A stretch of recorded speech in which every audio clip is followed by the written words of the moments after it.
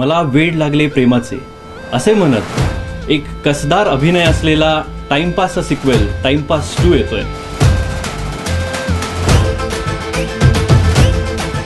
कुमारवयीन कथा, हटके असे संवाद, कसदार अभिनय, सुगम आणि सुरेल अशा संगीतांचा शामियाना घेऊन टाइमपास 2 लवकरच आपल्या चित्रपटगृहात येतोय.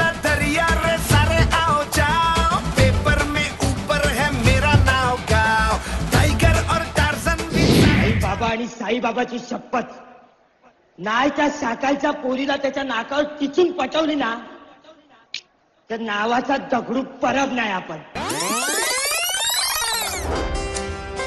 टाइमपास चित्रपटामध्ये सुरू झालेली दगडू आणि प्राजक्ताची प्रेम कहाणी टू बी कंटिन्यू राहिल्यामुळे त्याचा सिक्वल प्रेक्षकांच्या भेटीला येणार अशीच चर्चा होती. एकाच वर्षात या चित्रपटाला प्रेक्षकांनी दिलेल्या पसंतीमुळे याचा दुसरा भाग साकारण्यात आला आहे. दिग्दर्शक रवी जाधव यांनी टाइमपासमध्ये ताणलेली उत्कंठा या चित्रपटाच्या रूपानं पूर्ण करण्याचा निर्धार रवी जाधव यांनी केला आहे. तरुणांच्या मनातली प्रेमाची एक अव्यक्त भावना यात सुरेखरित्या दाखवण्यात आली आहे. कुमार वयात प्रेमाच्या संकल्पनांवर चपखल भाष्य करण्याची जादू जाधव यांनी टाइमपासमध्ये केली. याच टाइमपास 2च्या निमित्तानं दगडू आणि प्राजूची अधुरी प्रेमकथा रंगवण्याची आणि संपूर्ण करण्याची जबाबदारी या निमित्तानं टाइमपास 2च्या टीमनं पार पाडली. प्राजक्ता कोण असेल आणि दगडू कोण असेल याबाबत प्रत्येकाच्या मनात उत्कंठा होती. अभिनेत्री प्रिया बापट आणि अभिनेता प्रियदर्शन जाधव हे प्राजक्ता आणि दगडूचं पात्र साकारतायत. मोठे झाल्यानंतरचे प्राजू आणि दगडू यांची केमिस्ट्री कशी असेल याची उत्सुकता सगळ्यांनाच आहे. सोज्वळ प्राजक्ताच्या भूमिकेत मूळतः चुलबुली अशी प्रिया बापट असल्यानं तिला ही भूमिका साकारताना नक्कीच वेगळा अनुभव मिळाल्याचं तिने सांगितलं. तर दगडूचे संवाद लिहिले मात्र भूमिका साकारताना त्याचा चांगलाच अभ्यास करावा लागल्याचं प्रियदर्शननेही कबूल केलं. तर तमाम महाराष्ट्रानं शाकाल म्हणून मला प्रेम दिल्याबद्दल वैभव मांगले यांनी प्रेक्षकांचे आभार मानले आहेत.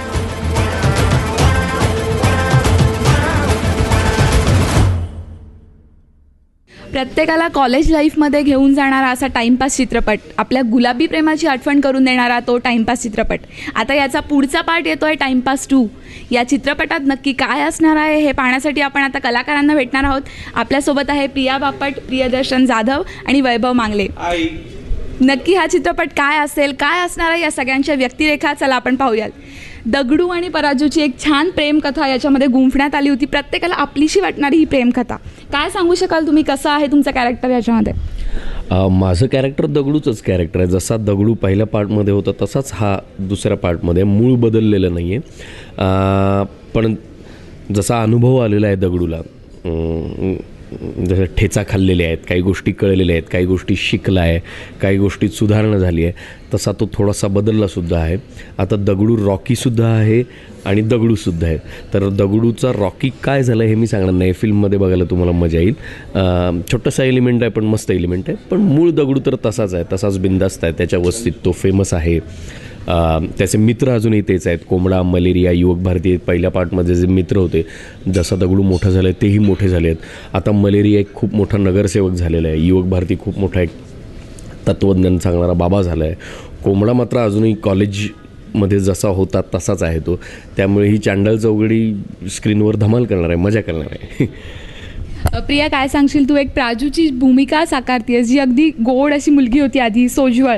आता तुझे एक अशी एक व्यक्तिरेखा आहे, तू अशी चुलबुली आहेस, तर तुला ती प्राजू सादर करताना कसं वाटतं?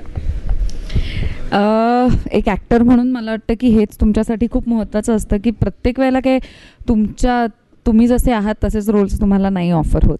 सो हा दिग्दर्शकाचा तुमच्यावरचा विश्वास असतो आणि मला वाटतं की तो सगळ्यात महत्त्वाचा असतो. And I am very happy की रवीने तो विश्वास दाखवला आणि त्यांनी कास्ट केलं की मी जरी चुलबुली असले तरी शांत सोज्वळ प्राजू मी करू शकेन असं त्याला वाटलं. हे त्याचं क्रेडिट आहे माझ्याहीपेक्षा जास्त. की माझ्यामध्ये प्राजू बघणं हे खूप महत्त्वाचं होतं. आणि जेव्हा समोरचा माणूस तुमच्यावर इतका विश्वास ठेवतो तेव्हा आपल्यालाही ती एनर्जी मिळते की आता मी त्याने एवढा विश्वास ठेवला आहे तर मी ते पॉझिटिव्हली डेफिनेटली करायला पाहिजे. मला सगळ्यात जास्त महत्त्वाचं वाटतं की प्राजूचा इनोसन्स, तिची निरागसता, तिची जेन्युनिटी आणि पॅशन जी दगडू आणि प्राजू दोघांमध्ये आहे. ज्या पोटतिडकीनी ते जरी टाईमपास म्हणत असला तरी ते नेहमी म्हणतात की आपला टाईमपास नाही आहे, आपलं खरं प्रेम आहे. तर ज्या पोटतिडकीनी ते एकमेकांवर प्रेम करतात, ज्या पॅशननी ते एकमेकांवर प्रेम करतात, ती पॅशन पहिल्या भागापेक्षा जास्तीत जास्त अजून पॅशनेटली लोकांसमोर पोहोचणं हे दुसऱ्या भागातलं काम होतं. कारण पहिल्या भागात ते वेगळे झालेत, आता ते येणार की नाही, ते कसे येणार, मग ते एकत्र येण्यासाठी काय करणार आणि कसे ते एकमेकांना भेटतील आणि भेटल्यानंतर ते काय करतील, पहिल्यांदा इतक्या वर्षानंतर एकमेकांसमोर आल्यानंतर त्यांचं काय होईल, हे सगळे प्रश्न मनामध्ये होते. आणि इतक्या वर्षांच्या गॅपनंतर स्वभावामध्ये थोडेसे बदल होऊ शकतात, पण तुमची मूळ जो स्वभाव असतो तो कधीच बदलत नाही.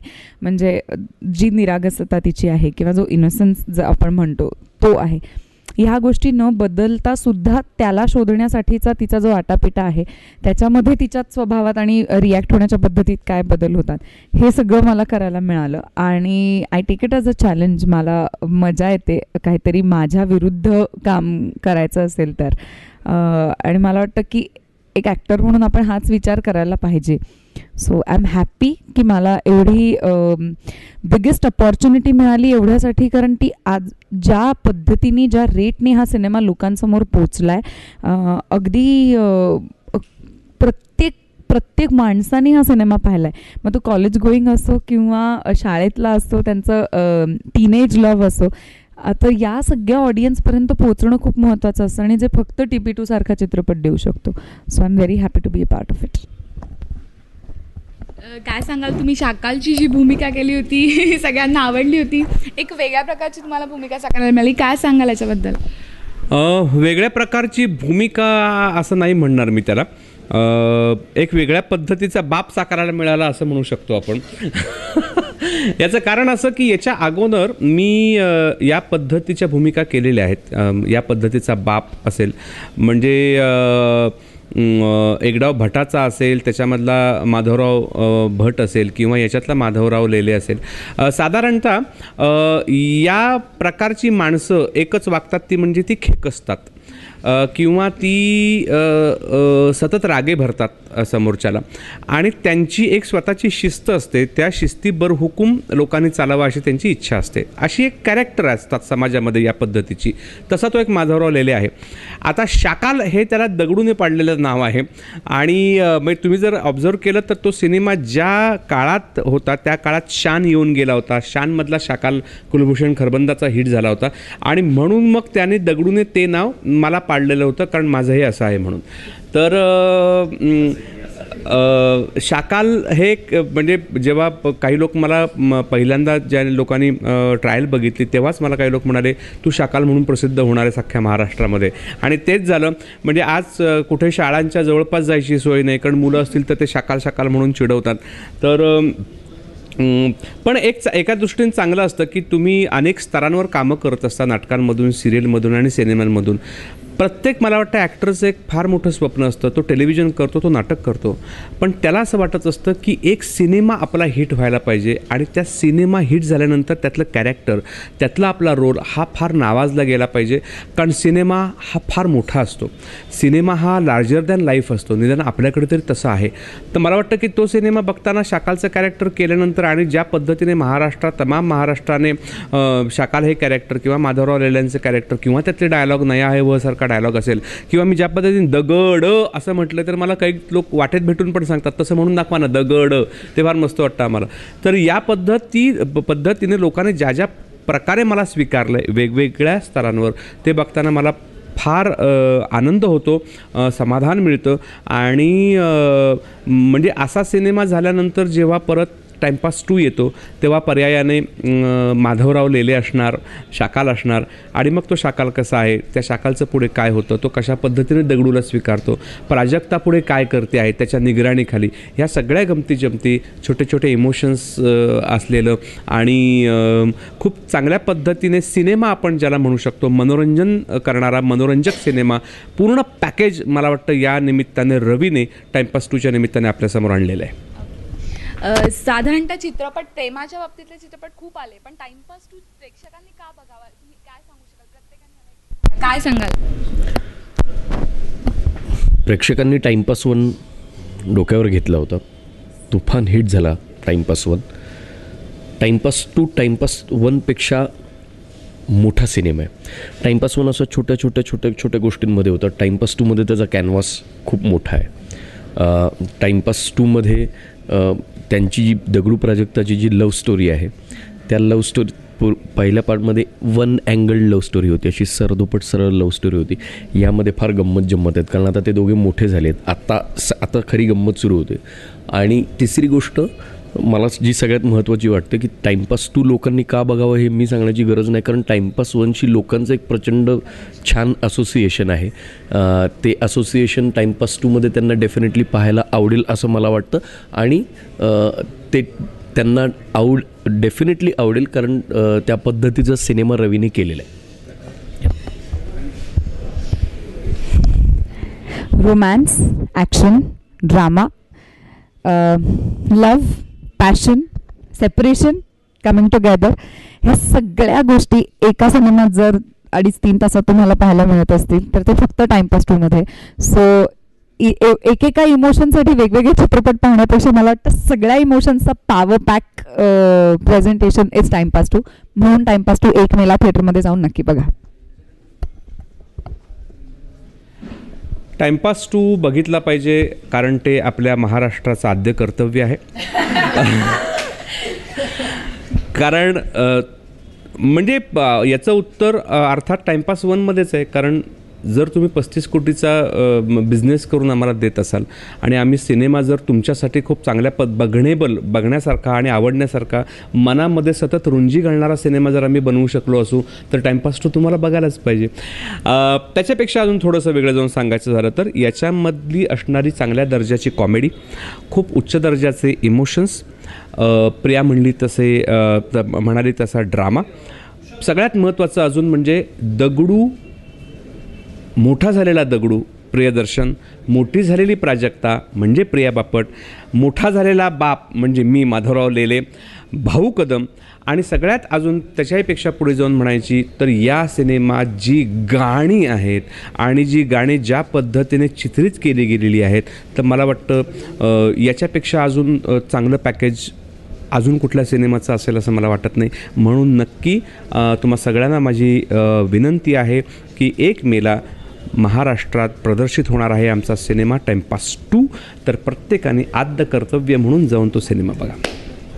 याच्यामध्ये डायलॉग्स खूप हिट झाले. तुमचा डायलॉग यातला आत्ताचा काय लेटेस्ट आहे जो सगळ्यांनी म्हणजे आवडतो आणि आवडेल सगळ्यांना तुम्हाला असं वाटतं? आम्ही नया है वहचा सीन पुन्हा एकदा केला आहे याच्यामध्ये. तर या ठिकाणी अनफॉर्च्युनेटली माझ्यासमोर येतात ते 2 उत्तर भारतीय लोक आहेत आणि तो मला म्हणतो की साहब गेंदवा ले लो. गेंदवा कैसा भाषा है रे तुम लोगों का? हाँ, गेंदवा बोलते हो, झंडवा बोलते हो, कल बाजार से अंडा लाएगा तो क्या बोलेगा? तर या पद्धतीचा एक खूप उत्तम सीन केलेला आहे मी, नितीन जाधव आणि शशी केरकर यांनी. तर खूप मजा आली आहे आणि तो अर्थातच हिट होईल. आता दगडू आणि प्राजूचे पण डायलॉग इतके हिट झाले की प्रत्येकाला म्हणजे ते डायलॉग सगळ्यांनी म्हणत होते, सगळेजण, सगळ्यांना प्रेक्षकांना खूप आवडले. काय सांगाल मोठ्या दगडूचा कुठला डायलॉग आता सगळ्यात जास्त फेमस आहे?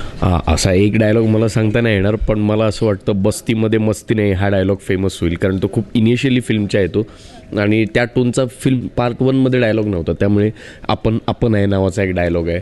असे अनेक डायलॉग्स आहेत जे माझ्या मते लोकांना क्लिक व्हावेत असं मला वाटतं. ते होतील किंवा असं मी काही असं ओव्हर कॉन्फिडेंटली सांगत नाही कारण अल्टिमेटली आम्ही तो एक उत्तम प्रामाणिक प्रयत्न केलेला आहे उत्तम फिल्म करण्याचा. लेट्स सी 1 मेला लोक काय उचलून धरतात ह्यात मला जास्त उत्सुकता आहे. प्रिया, तुझं ते गाणं झालं प्राजूचं त्याबद्दलही सांगशील आणि डायलॉगबद्दलही सांगशील? बघ आता या प्राजूचा जो ट्रेलरमध्ये दिसणारा डायलॉग आहे तो फार खतरनाक आहे. त्याच्या मागे पण तो माझा फेवरेट डायलॉग आहे कारण मला अशी डायलॉगबाजी करायला कधी मिळाली नव्हती. त्यामुळे मी माझा पूर्ण राग आणि पूर्ण हौस त्या वाक्यामध्ये भागवून घेतले. पण त्याच्यासाठी तुम्ही ट्रेलर बघा, मी परत ते म्हणणार नाही. मला लाज वाटते. अबाउट प्राजू, खूप छान, खूप मेलोडियस गाणं आहे आणि मला सगळ्यात जास्त आनंद या गोष्टीचा आहे की आजपर्यंत इतके चित्रपट करून एकतर आय वॉज लिटल अनफॉर्च्युनेट की माझ्या वाट्याला गाणीच यायची नाहीत. आणि आता मला इतकं भरभरून मिळालं आहे टाईमपास 2मध्ये की एक फुल ऑन सोलो गाणं आहे जिकडे माझ्याशिवाय आजूबाजूला कोणी नाही आहे शेअर करायला. म्हणजे एक माझं आणि दर्शनचंही गाणं जे माझं ॲक्च्युली जास्त फेवरेट आहे तो मिला आहे. पण प्राजू हे गाणं इतकं मेलोडियस आहे आणि इतकं सुंदर शूट केलं आहे की TP1मध्ये आपल्याला खूप सारं मुंबई ठाणा असं दिसलं होतं. त्यापासून एक ड्रास्टिकली ब्रेक मिळतो जेव्हा तुम्ही प्राजू बघता की तुम्हाला कम्प्लीट निसर्ग सौंदर्य, ती छान कोकणातली झाडी आणि हे फार सुंदर नयनरम्य आहे ते. त्यामुळे ते बघताना इटसेल्फ एक खूप सुदिंग फील येतो आणि ते गाणं इतकं मेलोडियस आहे आणि त्याला जाणाऱ्या त्या सगळ्या मोमेंट्स बांधल्या गेल्या आहेत. सो माझी अशी खूप इच्छा होती की मलासुद्धा हिरोईन म्हणून असं चित्रपटात गाणं करायला मिळावं आणि टाईमपास 2च्या निमित्ताने ती पूर्ण झाली. त्यामुळे जसं मी आधीही म्हटलं ह्याआधी की ॲक्टरकडे ते गाणं सगळ्यात लास्ट येतं. त्याच्या आधी त्याच्यावर संस्कार करणारी खूप मोठी टीम असते आणि ते त्या टीमचं क्रिएटिव्ह असतं जे फायनली ॲक्टरला प्रेझेंट करायचं असतं. सो मी फक्त ते गाणं लोकांसमोर प्रेझेंट करताना ते माझ्या थ्रू होतं आहे, पण त्याच्यामागे खूप मोठी टीम आहे. चिनार महेश असू देत, रवी स्वतः असू देत, उमेश जाधव असू देत, मेघना जाधव असू देत, महालक्ष्मी अय्यर आणि ऋषिकेश कामेरकर ज्यांनी हे गाणं गायलं आहे ते असू देत. ही सगळी टीम आहे ज्यांनी हे गाणं इतकं सुंदर केलं आहे आणि म्हणून ते लोकांना आवडतं आहे. सो मला खूप छान वाटतं कारण माझं पहिलंच असं गाणं आहे जे लोकांनी इतकं उचलून धरलं आहे. So thank you so much. या सिनेमातलं माझं हे सगळ्यात आवडतं गाणं जे आहे ते प्राजू आहे. याचं कारण ते जर तुम्ही गाणं बघाल तर अशी मराठीमध्ये गाणी मुळात फार कमी आहेत की नटी सुंदर दिसते आणि बाजूचा परिसरही सुंदर दिसतोय. तर तुम्हाला म्हणजे प्रश्न पडेल की या गाण्यामधला निसर्ग जो आहे म्हणजे ज्याच्यामध्ये नारळाची झाडं आहेत, छान समुद्र आहे, वारा आहे आणि कॅमेरा फिरतो आहे, कॅमेरा सगळं टिपतो आहे, मुलं आहेत, मुलं पाणी उडवत आहेत, त्यांचा निरागसपणा आहे, प्राजू आहे, प्राजू म्हणजे प्रिया बापट आहे, याच्यात नक्की सुंदर काय आहे असा प्रश्न पडेल तुम्हाला. हे आणि म्हणजे रवीला अर्थातच प्रिया बापटला घेतल्यामुळे तिच्या इतका सुंदर निसर्ग दाखवावा लागला आणि म्हणून त्याने कोकणाची म्हणजे तिथून जो आलेला आहे त्या कोकणाची त्याने निवड केली आणि ते गाणं फार सुंदर दिसतं. म्हणजे मॉरिशस आणि आपण तिकडचे समुद्रकिनारे बघतो आणि हे सगळं, पण मला वाटतं की ज्या पद्धतीने रवीने कोकण दाखवलं आहे तर मला वाटतं की कोकणातला असल्यामुळे त्याचं एक कोकणाचं एक ऋण आहे त्याच्यावर, ते फेडण्याचा त्याने या निमित्ताने प्रयत्न केला असं मला वाटतं. आपण आत्ताच पाहिलं टाइमपास 1मध्ये जे प्रश्न प्रेक्षकांना पडले आहेत की या दोघांचं आता पुढे काय होईल, त्यांची प्रेम कहाणी कशी पुढे फुलेल, या सगळ्याची उत्तर आता टाइमपास 2मध्ये आपल्याला मिळणार आहेत. चला तर पाहूया टाइमपास 2 1 मेला.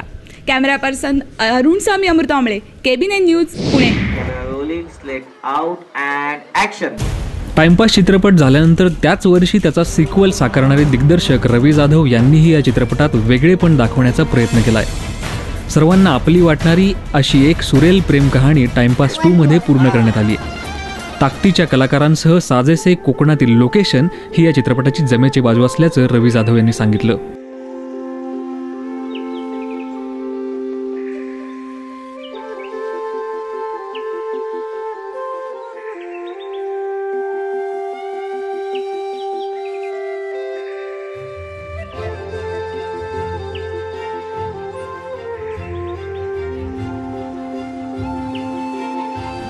एकाच वर्षात 2 चित्रपट साकारण्याचं हे शिवधनुष्य रवी जाधवांनी पेललंय. KB9शी बोलताना दिग्दर्शक रवी जाधव यांनी आपला अनुभव सांगितला. आपल्यासोबत आहे टाइमपास 2चे दिग्दर्शक रवी जाधव. नक्की यांनी या सिक्वेलमध्ये काय केलेलं आहे, काय वेगळेपणा आहे चित्रपटात आणि दिग्दर्शन करताना काय वेगळेपणा केलेला आहे, आपण त्यांच्याशीच बातचीत करूयात. नमस्कार सर, KB9च्या वतीने आपलं स्वागत. आता टाइमपासचा नेक्स्ट पार्ट तुम्ही काढलेला आहे, काय सांगाल याच्याबद्दल? प्रेक्षकांसाठी काय याच्यामध्ये पर्वणी आहे? मला वाटतं प्रत्येक दिग्दर्शकाचा सिनेमा हा त्याच्याकडे वेगळाच असतो. प्रत्येक दिग्दर्शक त्यात काहीतरी वेगळा करायचाच प्रयत्न करत असतो.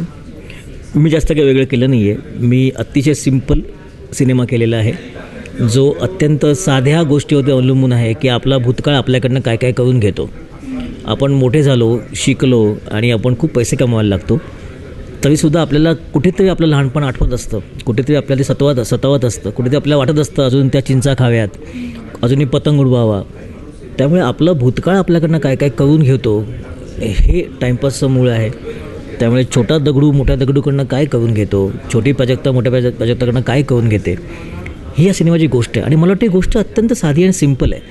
कारण माझ्याशी असं बऱ्याचदा घडलं आहे की खूप जास्त नाव मिळाल्यानंतर सुद्धा मला अजूनही असं वाटतं की शाळेच्या बाहेर जी चिंच मिळायची किंवा मसाला टाकलेला कैवी मिळायची ते अजूनही खायला मिळालं तर मजा येईल असं वाटतं. त्यामुळे ह्या ज्या गोष्टी आहेत त्या गोष्टीवरतीच टाईमपास 2 आधारित आहे. मला वाटतं की ही गोष्ट आपल्या सगळ्यांची आहे. आपल्या सगळ्यांना ही गोष्ट आवडेल, आठवेल काही गोष्टी जुन्या आपल्याला. त्यामुळे इथे कोणी असं खूप मोठा हिरो नाही आहे, खूप मोठं असं एकदम मोठा तामझाम नाही या सिनेमामध्ये. तुम्ही जर पाहाल तर अत्यंत नेत्रसुखद, अत्यंत सिम्पल पद्धतीने आपली गोष्ट सांगणारा हा सिनेमा आहे. मला वाटतं टाईमपास 1चं सुद्धा यश हेच होतं की सर्वसाधारण माणसांना ती आपली गोष्ट वाटली. टाईमपास 2 सुद्धा तसाच आहे. तो सगळ्यांना आपली गोष्ट वाटेल. प्रत्येकाला काही दिवस आपले जुने आठवतील की प्रेम मिळवण्यासाठी काय काय क्लुप्त्या लढवल्या होत्या, काय काय आयडियाज काढल्या होत्या लोकांनी, त्या लोकांना आठवतील. त्यामुळे मला असं वाटतं की टाईमपास 1ला जितका रिस्पॉन्स लोकांनी दिला त्याहीपेक्षा जास्त टाईमपास 2ला देतील.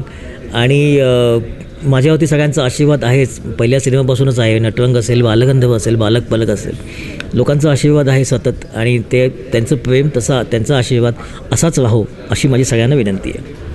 काय सांगाल तुम्ही याच्यामध्ये लोकेशन्स फार वेगळे वेगळे घेण्याचा प्रयत्न केला आणि एक छान कलाकृती घडवण्याचा प्रयत्न केला आहे. काय सांगाल याच्याबद्दल? कारण दिग्दर्शन पहिला जर हे आहे तर त्याच्यानंतर दुसरा सिक्वेल बनवताना तो जो धागा आहे तो पकडून पुढे जावं लागतं. तर काय याच्याबद्दल तुम्ही हे केलेलं आहे? एका वर्षामध्ये एका गाजलेल्या सिनेमाचं सिक्वेल येणं हे मला वाटतं भारतात पहिल्यांदा होतं आहे. इतकं सोपं नाही आहे ते. कारण अजून टाईमपासची नशा लोकांच्या मनातून उतरली नाही आहे आणि त्याचवेळी टाईमपास 2 येतो आहे. इतकं इझी नव्हतं टास्क. आणि मला आवडतं, मला खरंच आवडतं. म्हणजे मला नटरंगनंतर बालगंधर्व करणं खूप आवडतं, जे सोपं नाही आहे. बालगंधर्वनंतर बालक पलक करणं मला आवडतं, जे सोपं नाही आहे. तसंच मला टाईमपास 1 नंतर टाईमपास 2 करणं मला आवडलं कारण ते सोपं नव्हतं. It was very difficult challenge. आणि त्यामध्ये मी स्वतः कोकणातला आहे, चिपळूणचा. खूप इच्छा होते नटरंगपासून की आपण तिथे कधीतरी शूटिंग करावं, कारण कोकणात शूटिंग करणं सोपं नाही आहे. जरी ते सुंदर असेल तरी ते खूप डिफिकल्ट आहे. तेव्हा ती खूप इच्छा होती. त्यामुळे टाईमपास 2ने ती संधी मिळाली मला की आम्ही कुडाळ, सिंधुदुर्ग जिल्ह्यामध्ये शूट केलं, रत्नागिरी जिल्ह्यात शूटिंग केलं, मुंबईला केलं, ठाण्याला केलं. आणि एक गंमत आहे, एक वेगळा कॅनव्हास मराठी सिनेमाचा मला वाटतं आता हळूहळू मोठा होतं.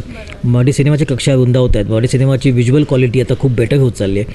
आणि टाईमपास 2 तर तुम्ही आज गाणी पाहिली असेल, तुम्हाला कळेल की हा खूप भव्य दिव्य असा सिनेमा दिसतोय भव्य दिव्य, पण गोष्ट आपली सामान्य माणसाची आहे. आता कालच एक घोषणा झाली आहे की प्राईम टाईममध्ये मराठी चित्रपट दिसावा. तर आता नवीन जे चित्रपट येतील त्या संदर्भात काय होईल आणि किती यश मिळेल आता मराठी चित्रपटाला असं तुम्हाला वाटतं?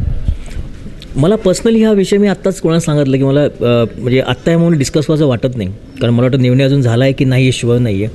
त्यामुळे आत्ता त्याच्यावर बोलणं खूप अमॅच्युरिटीचं होईल. त्यामुळे एकदा निर्णय झाला तर नंतर त्याच्यावर बोलणं काहीतरी मला वाटतं संयुक्तिक होईल असं पर्सनली वाटतं. त्यामुळे जेव्हा निर्णय होईल, कारण आता मला वाटतं बऱ्याच मीटिंग होत आहेत, बऱ्याच गोष्टी घडत आहेत आजूबाजूला, त्यावेळी जे होईल त्यावेळी मला वाटतं त्या निर्णयावरती बोलणं जास्त संयुक्तिक ठरेल. Thanks a lot. पहिल्या टाइमपासमधील दगडू म्हणजेच टाइमपास 2चा रॉकी आपल्या प्रेमाच्या म्हणजेच प्राजक्ताच्या शोधात आहे. हीच टाइमपास 2ची कथा आहे. रॉकी प्राजूला भेटणार का? या दोघांचं काय होणार? या सर्व प्रश्नांची उत्तरे तुम्हाला मिळणार आहेत 1 मेला.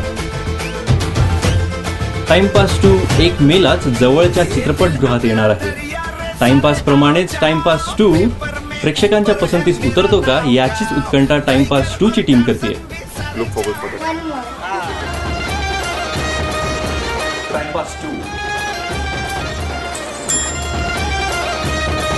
TP2